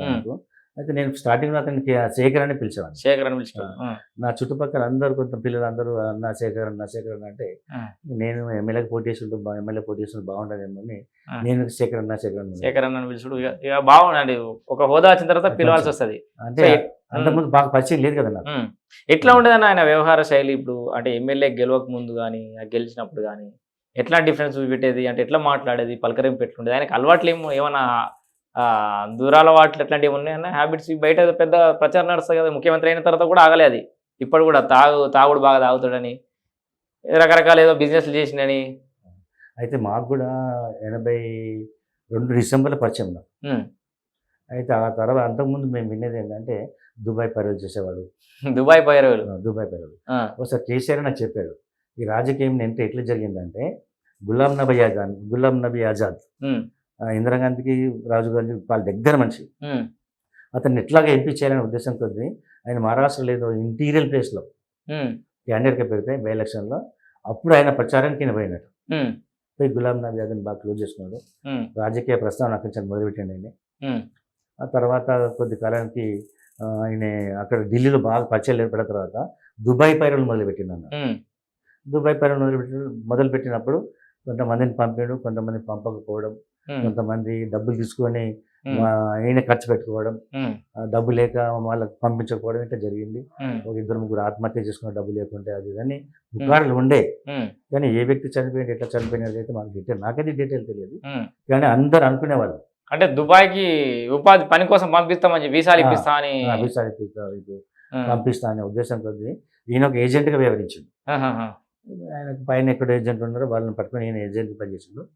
కొంతమంది పంపించిండు, కొంతమంది పంపించిన పైసలు నిలదీసినప్పుడు కొంతమంది డబ్బులు ఇవ్వకపోతే ఆత్మహత్య చేసుకున్నారు. విన్నాం. సో ఇవన్నీ అప్పుడు మేము వచ్చే నాటికి జరిగిపోయింది అది. అంటే 82 కంటే ముందుగానే జరిగిపోయిన విషయం. సో ఆయన రాజకీయాలకు రాకముందుకు జరిగినటువంటి విషయం అన్నట్టు. అంటే కేసీఆర్ మొదటి నుంచి బాగా హుషారు లెక్కలు మాటకారే కాబట్టి అందరు ఈజీగా బోల్తా కొట్టించి దుబాయ్ పంపిస్తాన్ని అనేటోడేమో. అంటే బోల్తా కొట్టడానికి కాదు, అతని కింద చాలా మంది ఏజెంట్ ఉండే. ఈయన డైరెక్ట్ దుబాయ్ పోయినా కలిసేవాడు కాదు. అతని కింద చాలా మంది ఏజెంట్లు ఉంటే ఆ ఏజెంట్ సపోజ్ నేను ఏజెంట్, మా ఊళ్ళో 10 మంది పైసలు తీసుకొచ్చి నీకు ఇచ్చాను. ఇక నువ్వు పైసలు ఎగ్గొడితే నన్ను అడగవాళ్ళు ఎవరు? నన్ను అడుగుతారు కదా. ఒకవేళ వాళ్ళని డబ్బులు లేని పైసలు నేను ఆత్మహత్య చేసుకున్నాను. అయ్యో, అట్లా జరిగిన విషయాలని విన్నా. విన్నారు. ఇతను ఎమ్మెల్యేకి పోటీ చేసేటప్పుడు కూడా కొంతమంది డబ్బులు వచ్చి అడిగేవాళ్ళు. మేము అప్పుడప్పుడు ఎలక్షన్లో అయినా నా దగ్గర డబ్బులు ఇప్పుడు నేను మీకేమి ఇవ్వాలి, ఒకవేళ నేను గెలిస్తే ఇచ్చాను వాడు. కూడా చాలా మంది అప్పుడు నీకు పైసలు ఇచ్చి మోసపోయినా ఇంకా ఈ తెలియని తిరగటోళ్ళు అప్పుడు కూడా. అట్లాంటి అడిగిన వ్యక్తులు ఇప్పుడు ప్రస్తుతం ఆయన వెంబడే కూడా ఉన్నారు. కొంతమంది వాళ్ళ పేర్లు వ్యక్తిగతం నాకు అవసరం లేదు, కానీ ఇప్పుడు కూడా వాళ్ళు ఆయన వెంబడే తిరుగుతున్నారు. ఏదో ఒకటి రాజకీయం ఎదిగింది కాబట్టి ఆయన కూడా నడుస్తున్నారు. ఇంకా కూడా ఉన్నారు ఆయన ఇప్పుడు ఆయన ఇంకా ఆయన వెంబడే తిరుగుతున్నారు. సో ఏం చేస్తాడన్నా అంటే ఆయన ఈ రాజకీయాలు ఉన్నప్పుడు ఎట్లాంటి అలవాట్లు ఉండే ఆయనకి, ఇంకేం చేస్తాడు ఇక్కడ ఈ లోకల్స్ మొత్తం అంత బాగా గొనె పెళ్తారా కళ్ళు ఆయన అంటాడు, ఆ షేర్లు ఈత కొట్టినా అంటాడు, ఏమో చెప్తా ఉంటాడు. అంటే 83లో ఎమ్మెల్యేకి పోటీ చేసిండు. అంటే అంతకుముందు గతంలో వేసిండు నాకు తెలియదు, కానీ ఇప్పుడు ఒక హోదా అనేది వచ్చింది కదా. ఎమ్మెల్యేకి పోటీ చేసి ఓడిపోయాడు. ఆ తర్వాత ఒక 1.5 yearలోనే ఎమ్మెల్యే మళ్ళీ తిరిగి ఎమ్మెల్యే అయ్యాడు. ఇక అంతకుముందు చేసిన పనులు ఇప్పుడు చేయలేడు కదా. ఓకే, అంటే అంతకుముందు చేసిన పనులు నేను చూడలేదు. తాగితే తాగిండొచ్చు, తిరిగితే తిరిగిండొచ్చు, కానీ ఆ తర్వాత కూడా తాగాడు. ఆయన డిగ్నిఫైడ్గానే ఒక మోస్తారు మంచిగానే ఆయన లేవల్ ఆయన తాగుంటూ నైట్ తాగేవాడు, పడుకునేవాడు. ఇప్పుడు మా దొరికితే మధ్యాహ్నం పెగ్గులు తీసుకునేవాడు. బాగానే, అంటే అతను ఒక పొజిషన్ వచ్చిన తర్వాత బాగానే ఉన్నాడు. అలా అదంతా ఏం లేదు. మొత్తం మీద రాజకీయంగా మాటకారి, ఎదుటి వాళ్ళని మెప్పించేవాడు, మెప్పించి ఆకట్టుకునేవాడు. సో అన్న ఇప్పుడు ఈయన సరే ఎమ్మెల్యేగా ఉన్నాడు, ఆయన రాజకీయ ప్రస్థానంలో మీరు మొదటి నుంచి ఆయన సహకరించారు ఎమ్మెల్యే గెలవడానికి. రకరకాల ఆయన ఓడిపోయినప్పుడు కూడా రిగ్గింగ్ జరిగిందని ఏదో చెప్తున్నారు మీరు. అయితే 82 అంటే 83లో జనవరి 2 తారీఖు 3 తారీఖు 5 తారీఖు ఎలక్షన్స్ అయినాయి. ఎలక్షన్ అంటే ఒక రోజు ముందు తన నైట్ చింతమరకలో పడుకొని నేను ఓటేసి మళ్ళీ ఇవన్నీ ఊళ్ళు తిరుగుతా తమ్మి అన్న వద్దు, పరిస్థితి బాగలేదు. నంగునూరు మండలంలో పరిస్థితి బాగలేదు. అక్కడ బద్దిపడగ మహేందర్ రెడ్డి గారిని, నంగునూరులో ఒక పంతులు ఉండే వాళ్ళు వీళ్ళందరూ రిగ్గింగ్ చేసే పరిస్థితి అన్న. మరి నైట్ ఇప్పుడు అక్కడ పడుకుందాం, పడుకొని పోలింగ్ శాతం కొంచెం ఎక్కువైన తర్వాత చింతమడికి ఓటేసి మళ్ళీ తిరుగు అంటే లేదా నేను పోలీసులకు చెప్పిన ఏం కాదు మనం చూసుకున్నాను. నిజంగా కనుక ఆ రోజు కేసీఆర్ గారు మేమందరం కొంతమంది కార్యకర్తలు నంగునూరులో పడుకొని కొన్ని ఊళ్ళు తిరుగుతూ ఉంటే ఆ రోజే గెలిచేవాడు. ఫస్ట్ అటెంప్ట్లో గెలిచేవాడు. 770 అంటే ఎంత, ఒక 400 ఇటు పడితే అయిపోతుంది అంతే. సో అన్న సరే, ఇప్పుడు మరి ఆయనతోటి ఆయన గెలుపుకు సహకరించారు, ఆయనతో పాటు ఉన్న వాళ్ళు అట్లే ఆయనతో రాజకీయంగా ఎందుకు ప్రయాణం చేయలేకపోయారు? ఆ తర్వాత ఆయన టీఆర్ఎస్ పార్టీ పెట్టడానికి ఎట్లా ముందుకు వచ్చిండు? చాలా స్టోరీలు చెప్తా ఉంటాడు. టీఆర్ఎస్ పార్టీ పెట్టే ముందు జరిగిన పరిణామాలు, పెట్టడానికి ఎవరెవరు ప్రోత్సహించారు ఆ సమయంలో? టీఆర్ఎస్ పార్టీ పెట్టడానికి ప్రోత్సహించింది ఎవరు అనేది నాకు ఖచ్చితంగా తెలియదు. కాకపోతే కేసీఆర్ చెప్పిన మాటలే ప్రొఫెసర్ జయశంకర్ గారు అయితే ఎప్పుడు వచ్చి తన తెలంగాణ గురించి, తెలంగాణ దగా ఎట్లా పడ్డది, తెలంగాణకు అన్యాయం జరిగింది, నీటిలో కానీ అటు డబ్బుల విషయాల్లో కానీ ఉద్యోగాల విషయాల్లో కానీ తెలంగాణకి ఎట్లా దోపిడీ గురైందని నాకు చాలా ఎక్స్ప్లెయిన్ చేసిందని చాలా సందర్భాల్లో చెప్పారు. సో జయశంకర్ గారి ఇన్ఫ్లుయెన్స్ జయశంకర్ గారి ఇన్ఫ్లుయెన్స్ ఆయన మీద ఉందని ఆయనే చెప్పుకున్నాడు. నాకు జస్ట్ ఏంటంటే తెలంగాణ పెట్టడానికి సహకరించిన గురువు లాంటి వాడు, నాకు పెద్దన్న లాంటి వాడు అని పెద్ద పెద్ద మీటింగ్లో కూడా ఆయనకు 2 కాళ్ళకి నమస్కారం పెట్టింది కూడా. అట్లా ఆయన ప్రోత్సహించినవి. అంతకుముందు కూడా ఇన్నయ్య అని ఒక వ్యక్తి ఉన్నారు, ఆయన పేరు ఇన్నారెడ్డి అనుకుంటా, కానీ ఇన్నయ్య అంటారు. ఒక చేయి కూడా లేదు ఆయన, గాదే ఇన్నయ్య ఉన్నారు. అయితే అతను కూడా తెలంగాణ గురించి ఎంతో శోధించుండి ఆయన మ్యారేజ్ కూడా చేసుకోవాలని విన్నా, కానీ అతను కూడా చాలా ఎక్స్ప్లెయిన్ చేసిన కూడా విన్నా. అంటే నేను అనుకుంటున్నా ఆయన జయశంకర్, ప్రొఫెసర్ జయశంకర్ పేరు అయితే చాలాసార్లు తీసుకున్నాడు. ఇన్నయ్య కూడా ఒక అందుకు ఆయన కారకుడే నేను విన్నాను. తెలంగాణ ఇక కొంతమంది ఆయన మీద విరక్తి అనేది కేసీఆర్ ఎట్లుంటారంటే పాలిటిక్స్ నేను చాలాసార్లు గమనించిన. ఆయన ఎమ్మెల్యేగా ఉన్నప్పుడు టీడీపీలో, ఇప్పుడు సపోజ్ మీరు ఒక ఊరికి పెద్ద మనిషి, నేను ఎంబడి 10 మంది వచ్చారు, ఒక 10 కోసం నువ్వు తీసుకొని వచ్చిన వాళ్ళందరినీ పోదాంపా కేసీఆర్ దగ్గర తొలకొచ్చారు. తొలకొస్తే నువ్వు పెద్ద మనిషి లెక్క వచ్చినావు, అందరి ముందు అనేవాడు అరే ఈ చిన్న పనికి ఏమైనా తొలకొచ్చింది మీరు వస్తే నేను చేయకపోతుంటేనా, ఈ చిన్న పనికి ఏమైనా తొలగరా ఎందుకు ఇబ్బంది పెట్టి నేను మీరు వస్తే నేను చేయకపోతుంటేనా అంటే అక్కడ మీ పరిస్థితి ఏమవుతుంది?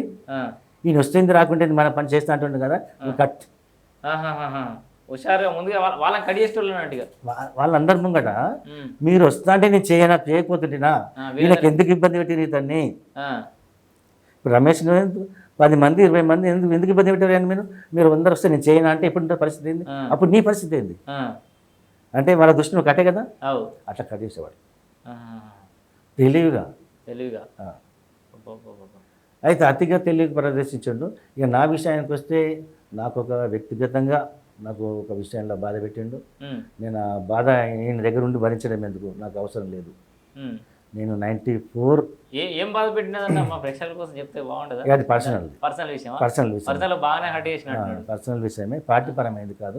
పార్టీ పరంగా కూడా మీకు వచ్చిన విషయం ఈ సందర్భంగా 83లో పార్టీ వచ్చిన తర్వాత గ్రామ శాఖ అధ్యక్షులు, పట్టణ అధ్యక్షులు, మండల అధ్యక్షులు ఇట్లా ఎన్నికలు జరుగుతున్నాయి, పార్టీ ఎన్నికలు. అయితే అందరు సిద్దిపేటలో చందును సిద్దిపేట ప్రెసిడెంట్ చేయాలని ఆయన స్మూత్గా ఎట్లా కట్ చేశానంటే, చందుకు ఇప్పుడే మన ఎల్బీ సీట్ వచ్చింది కదా, తెలుగు విద్యార్థి విభాగాన్ని చూద్దాం కానీ టౌన్ ప్రెసిడెంట్ ఎందుకని కట్ చేశాను. అంటే కట్ చేయడంలో దిట్ట. ఆయన మీరు ఇంతకుముందు పార్టీ పెట్టినాను, పార్టీ పెట్టిన తర్వాత 100 మందిని ఆయన నెగ్లెక్ట్ చేస్తే, పార్టీకి కోట్లు ఖర్చు పెట్టిన వాళ్ళు నెగ్లెక్ట్ చేస్తే బయటకు వచ్చి ఏడుస్తున్నారు. మీకు తెలిసిన విషయం, అది మీరు చూస్తున్న విషయమే. కట్ చేయడంలో దిట్ట. కట్ చేశాడు అంతే 100%. ఆయన దగ్గర టాలెంట్ అది, ఆ టాలెంట్ వల్లనే మొన్న ఓడిపోయిండు. ఆ టాలెంట్ ఆయనకు దెబ్బ కొట్టింది. ఫ్యూచర్లో కూడా గెలవడు. కష్టం.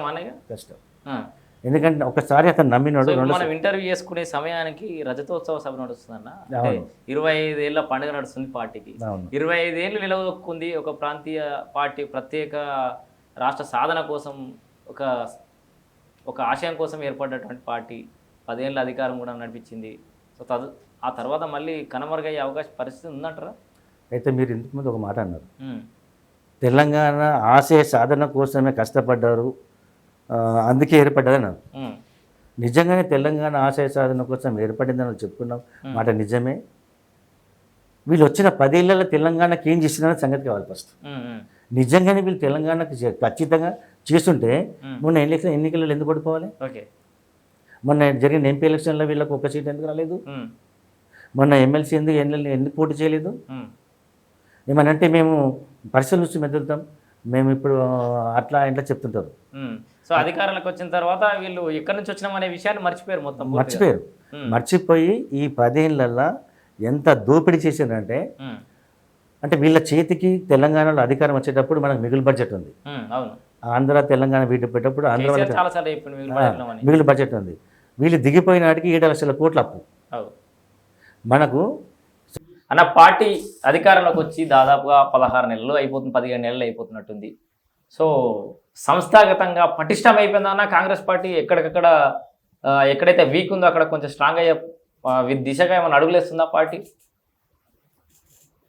అంటే ఇక్కడ కాంగ్రెస్ పార్టీ మీరు అన్నట్టు 16-17 నెలలు అవుతుంది అధికారంలోకి వచ్చి, బాగానే ఉంది అక్కడి వరకు. నేను ఇంతకుముందు చెప్పిన 80 తెలుగుదేశం పార్టీ వచ్చిన తర్వాత 1982 నుంచి నేను యాక్టివ్ పాలిటిక్స్ పార్టీలో ఉన్నా. కానీ ఎన్నడూ గమనించిన విషయం ఒకటి జరుగుతుంది. అంటే ఈ రేవంత్ రెడ్డి గారికి తెలియకనా మరి ఎవరైనా అడ్వైజ్ ఇచ్చారా మరి ఏదో తెలియదు, కానీ ఎన్నడూ లేనటువంటి ఒక వ్యవస్థను రేవంత్ రెడ్డి ప్రవేశపెట్టారు. అదేంటంటే ఇన్ఛార్జ్ వ్యవస్థ. ఎక్కడైతే ఎమ్మెల్యేగా ఓడిపోయిండో అతన్ని ఇన్ఛార్జ్ అని ఒకటి పెట్టిండు. గతంలో ఎప్పుడు లేదు కాంగ్రెస్ పార్టీలో. అంటే స్వతంత్రం వచ్చిన ఇప్పటి వరకు కూడా ఏ ఎమ్మెల్యేను ఇన్ఛార్జ్ అని లేకుంటే ఇంకోటి ఇన్ఛార్జ్ అని పెట్టాలి. ఇన్ఛార్జ్ అనే పదం కాంగ్రెస్ పార్టీలో లేదు. ఆయన ఇప్పుడు రేవంత్ రెడ్డి పెట్టారు. అంటే నాకు అనిపిస్తుంది దానివల్ల కొన్ని అనర్థాలు జరుగుతున్నాయి మరి. అయితే నేను ఒక సుడా చైర్మన్ అప్లై చేయడానికి పోయినప్పుడు నేను నా బయోడేటా ఇస్తూ అప్లికేషన్ ఇచ్చిన, ఎన్ని రోజులు పనిచేసిన, 2 రోజులు పనిచేసిన, నాకు పదవి వేయండి అని రాసి ఒకటి ఇచ్చాను. చూసేసి పెద్ద మనుషులు మీరు ఇన్ఛార్జ్ లెటర్ తెలియదా, పలాయన లెటర్ తెలియదా అంటే, మామూలుగా కాంగ్రెస్ పార్టీలో అన్ని పార్టీల కంటే కాంగ్రెస్ పార్టీలో కొంచెం గ్రూపులు ఎక్కువైనా కానీ అవసరం అందరూ కలిసికట్టుగానే పనిచేస్తారు పార్టీ కోసం. భిన్నత్వం లేకపోతే అన్నట్టు గ్రూపులో ఉన్న పనిచేస్తాయి. అంటే సహజంగా కాంగ్రెస్ ఇప్పుడున్న పరిస్థితుల్లో అన్ని పార్టీలలో గ్రూపులు ఉన్నాయి. అదే మాదిరిగా కొంచెం కాంగ్రెస్ పార్టీలో ఇంకెక్కువ, ఎందుకంటే స్వతంత్రం ఎక్కువ. అయితే ఈ విధంగా చేసుకుంటూ పోతే ఎవరైతే మీరు ఇన్ఛార్జ్లని అప్పచెప్పిండ్రో వాళ్ళు కూడా కొంతమంది వ్యక్తులు పడకపోవచ్చు. ఆ ఇన్ఛార్జ్ ఆ వ్యక్తులు ఏం చేస్తారంటే వాళ్ళని పిలవకపోవడం, వాళ్ళని పట్టించుకోకపోవడం, వాళ్ళకు అంటే మామూలుగా వాళ్ళని పార్టీలో ఇన్వాల్వ్ చేయకపోవడం, ఏదున్నా వాళ్ళకి చెప్పకపోవడం వల్ల కొంతమంది వెనకపట్టు పడతారు. అంటే పార్టీ కార్యక్రమంలో పాల్గొనలేకపోతారు. వాళ్ళని ఏం చేయలేరు. ఇప్పుడు అధిష్టానం చెప్పుకుంటే కూడా పట్టించుకుంటే లేరు. సార్ ఇన్ఛార్జ్ అనే వ్యవస్థ చాలా ఎప్పుడు మన కాంగ్రెస్ పార్టీలో లేదు. దీనివల్ల కొంచెం నష్టం జరుగుతుందని చాలా సందర్భంలో చాలా ఓడిపోయిన జాగాలో చాలా మంది ప్రతినిధులు అధిష్టానం చెప్పుకున్నారు, కానీ పట్టించుకుంటలేరు.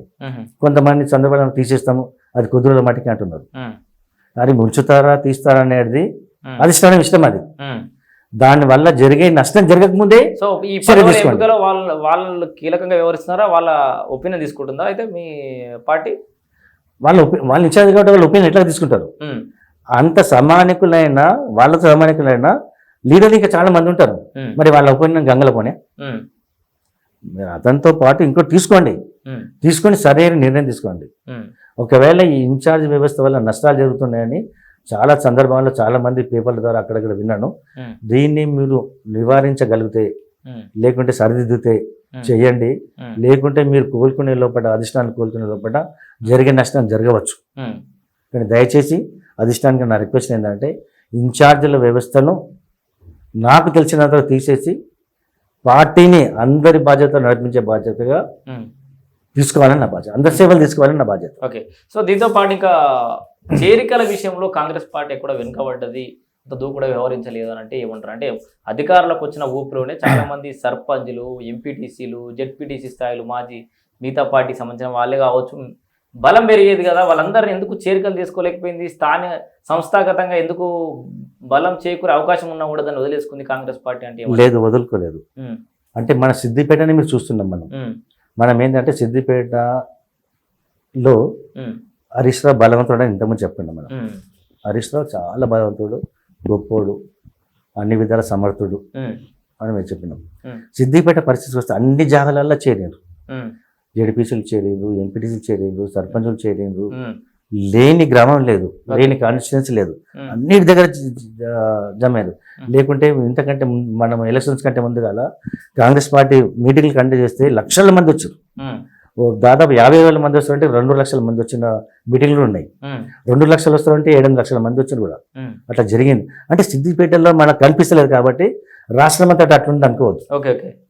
సిద్దిపేట పరిస్థితి వేరు.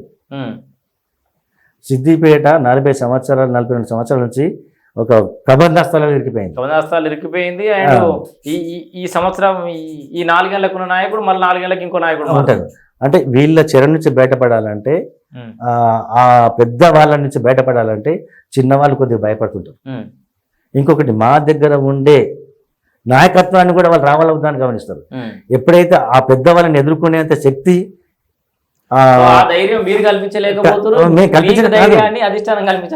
అంటే ఇక్కడ ఉన్న ఇన్ఛార్జ్ కల్పించుకోవాలి.